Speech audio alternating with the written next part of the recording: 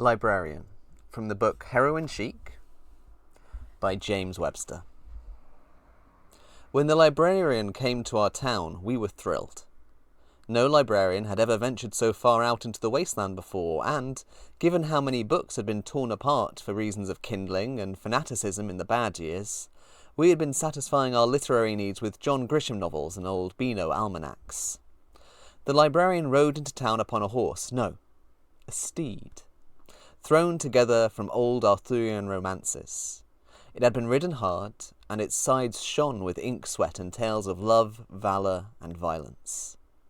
It whinnied, and the sound was of clashing steel and heavy sighs. It was majestic. She had clearly come across trouble out in the wastes, for her armoured cardigan was burnt and ripped, and her razor-sharp hairpin was wet with blood that dripped from the tight bun that held up her hair.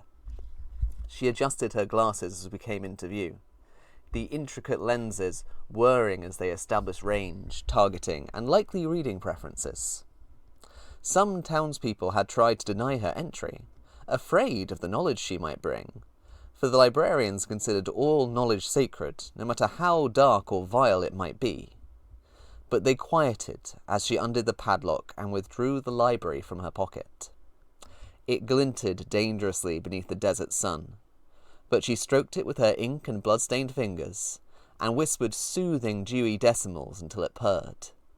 Its purrs sounded like rustling pages and faint screams.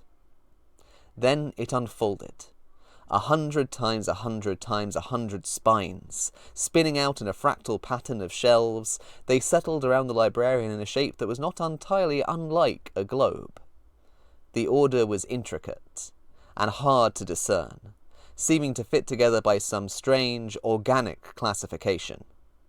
It looked, perhaps, most like the skeleton of one of the creatures that sometimes crept out of the caves at night. We were transfixed. The book seemed to call to us. We spent weeks exploring the corners of the structure, not so much reading as inhaling the volumes within. Then she was gone, headed off further into the interior.